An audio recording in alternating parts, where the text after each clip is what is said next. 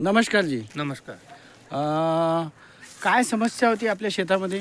आपले 150-200 झाडं पूर्णच पिवळे झाले होते. अच्छा, पिवळे झाले होते. मग हां. तुम्ही कोणतं प्रॉडक्ट वापरलं? हे हे आपलं जलसंचय. जलसंच.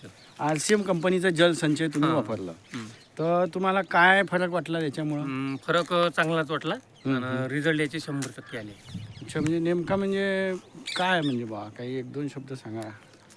रिझल्ट म्हणजे पहिले जे केमिकल वापरलं होतं किंवा काही सेंद्रिय वापरलं त्याच्यापासून तेवढं रिझल्ट नाही आले. हां हां. आणि जशी जमीन आरत गेली तसं पिवळं पडण्याचं प्रमाण जास्त होतं. मग तुमच्याकडून जेव्हा माहिती मिळाली आमच्या जावयाकडून तुमचीवाली, तेव्हा मग हे टाकल्याच्या नंतर 10-12 दिवसापासून याचे रिझल्ट चांगले येणं चालू झाले. म्हणजे झाडं अगोदर कसे होते तुमचे? पिवळे होते.